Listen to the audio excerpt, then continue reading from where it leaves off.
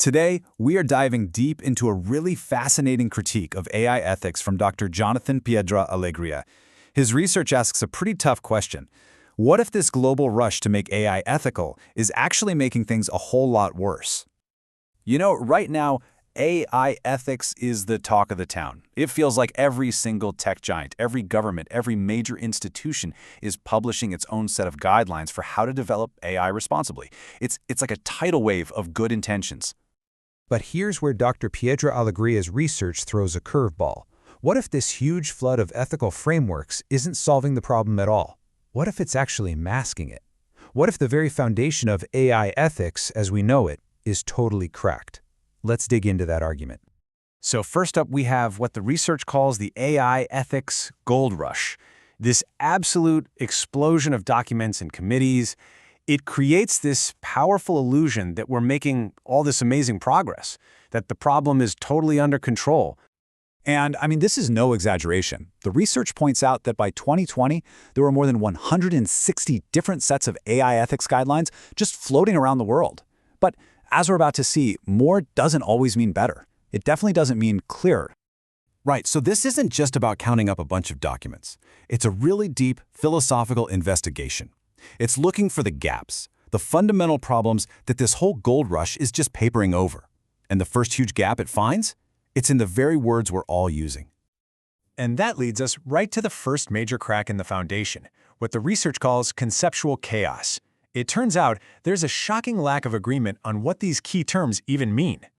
Just take a look at this example from robotics expert Ronald Arkin. On the surface, robot and autonomous robot seem kind of similar, right? But the distinction is enormous. One can make its own decision about using lethal force. The core argument here is that if we can't even agree on such a fundamental difference, how in the world can we create any meaningful rules? It becomes almost impossible. And, this isn't just a debate for philosophy class. This conceptual deficit has massive, real-world consequences. When the terms are vague, it creates loopholes. It lets corporations define things in whatever way best suits their bottom line, which makes any kind of actual binding regulation incredibly difficult to put in place. Which, of course, leads to a critical question. How do companies operate in all this confusion? And maybe more importantly, what's their strategy when the public starts demanding some real oversight? This brings us to the next layer of the problem. The research lays out this really sophisticated corporate strategy for dealing with public pressure, creating what it calls a regulatory smokescreen. Dr. Piedra Alegria uses this fantastic Latin phrase, venditio fumi, which literally means selling smoke. It just perfectly captures this idea of creating a grand illusion of ethical oversight that has absolutely no real substance behind it. And here's the playbook, step by step.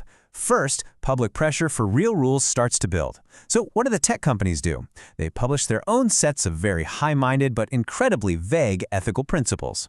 This creates the all-important appearance that they're governing themselves, right? It convinces lawmakers and the public that the industry has it all under control. And the result? Actual enforceable laws get delayed, debated, and ultimately avoided altogether. The thesis really just puts it plainly. These corporate ethics initiatives are, for all intents and purposes, smokescreens. Their main job isn't to make sure AI is ethical. It's to convince politicians that the industry can regulate itself, making outside laws seem totally unnecessary. So, okay, let's recap. If our core concepts are a total mess, and corporate self-regulation is just selling smoke, then you have to ask yourself, what is the actual foundation of this global AI ethics movement? What are these principles really truly based on? And this is where the thesis makes its most profound and powerful point. It argues that this entire ethical framework, the one that lets vague definitions and corporate smokescreens exist in the first place, is built on a very specific and very narrow cultural foundation. It calls this a colonized code, one that's rooted in an Anglo-Eurocentric worldview. The principles we hear about all the time, the ones presented as universal, like autonomy, justice, and privacy, they are not neutral at all. They're deeply, deeply embedded in Western, liberal, and utilitarian traditions. This coloniality of knowledge, as the research calls it, effectively silences or just pushes to the margins any ethical perspectives from non-Western cultures around the globe. Let's make this really concrete. Think about a core value like privacy. In the West, we usually see it as an individual right. It's about my personal data, my autonomy. But the research highlights other worldviews, like the indigenous concept of Sumak Kosai from South America. In this view, privacy isn't individualistic at all. It's understood collectively. It's tied to the well-being of the whole community, the land, a shared social life. Now, an AI designed with one of those definitions in mind would look radically different from an AI designed with the other. And this really gets to the heart of the matter. Technology is never, ever truly neutral. The research highlights this quote from mathematician Cathy O'Neil, and it makes the point perfectly. AI models are not impartial. Fundamentally, they are opinions integrated in mathematics.